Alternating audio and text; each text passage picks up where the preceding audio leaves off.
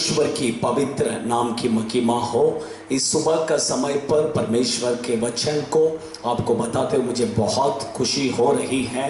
आज के दिन के लिए परमेश्वर हमें दिया हुआ वचन यही है कि एजेकियल के किताब 44वां अध्याय 44 उसका 30वां वचन मैं आपके लिए पढ़ता हूं। आप अच्छा ध्यान से सुनिए। सब प्रकार की सबसे पहला उपज और सब प्रकार की उठाई हुई वस्तु जो तुम उठाकर चढ़ाओ याजकों को मिला करे, और नए अन्न का पहला गूंदा हुआ आटा भी याजक को दिया करना, जिससे तुम लोगों के घर में आशीष हो। आज बहुत से लोगों का प्रॉब्लम क्या है कि हमारे घर में आशीष नहीं है, हमारे घर में आशीष नहीं रुक रहा है। यही सब लोगों का प्रॉब्लम है। बहुत सारा मैं पैसा कमाता हूँ पास्टर, लेकिन घर में आशीष नहीं रुक रहा है। पैसा कहाँ से आता है और कहाँ जाता है कुछ भी पता नहीं चलता है। महीने के शुरुआत में हाथ में बहुत पैसा रहता है, आखिर में महीने के अंतिम दिनों पर हम दूसरे के पास जाकर हाथ फैलाना पड़ रहा है। ऐसा बहुत सारे लोग कहते हैं। शायद आपके परिवार में भी ऐसा ही परिस्थिति हो सकता है, लेकिन वचन कहता है कि हगाई के किताब पहला अध्याय 6वां वचन में उसका कारण ये है कि हम पैसा बहुत कमाते हैं, हम बहुत मेहनत कम करते हैं, लेकिन उस पैसे को हम क्या करते हैं पता है क्या? छेद वाली थैली में हम डालते हैं, छेद वाली थैली में हम जमा करते हैं। इसके कारण आशीष हमारे घर पर नहीं रुक रहा है। परमेश्वर के बच्चे लोग अच्छा ध्यान से सुनिए। इस वचन में देखिए प्रभु ने कहा है कि तुम पहला उपज, अगर आपके घर में प्रभु का आशीष रोकना है उसके लिए मैं आपको एक कारण मैं आपके बीच में आपको बताता हूं। इस वचन में लिखा है कि पहला उपज प्रभु के सेवकों को कलीसिया में ला कर दीजिए करके वचन कहता है। पहला परमेश्वर के बच्चे लोग पहला हम प्रभु को देना है। उसका मतलब क्या है? आप जब सैलरी लेकर आते हैं, सैलरी लेकर आते ही पहला आप प्रभु के लिए क्या करना है? देना है। आपका बहुत सारे जरूरतें हो सकता है, हमारा बहुत सारे जरूरतें रहता है और हम यही सोचते हैं कि कब सैलरी मिलेगा और कब इनको दूं उनको दूं करके यही सोचते हैं।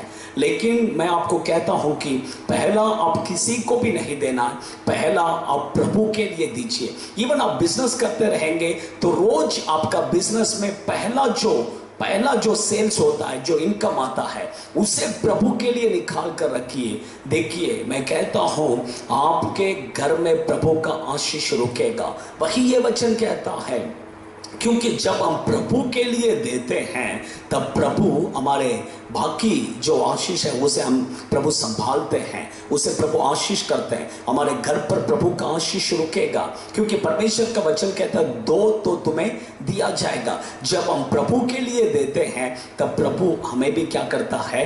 देता है। जब परमेश्वर के लिए आपको देना है तो देखिए वचन कहते हैं निर्गमन के किताब 25वां अध्याय उसका 2 वचन में लिखा है कि उत्साह के साथ और पूरे मन से देना है। कुछ तो प्रभु के लिए देना है ऐसा नहीं, उत्साह के साथ पूरा मन से आप प्रभु के लिए दीजिए।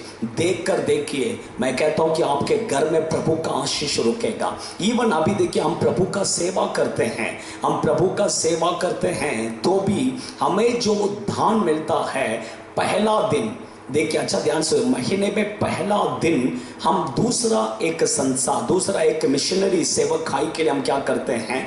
पहला हम हमारा दसवांश को देते हैं। देखिए मैं क्यों कहता हूं परमेश्वर के बच्चे लोग पहला हमेशा हम प्रभु को देना है। अगर आपके जीवन में आप पहला प्रभु को देकर देखिए आपके घर में प्रभु का आशीष रुकेगा।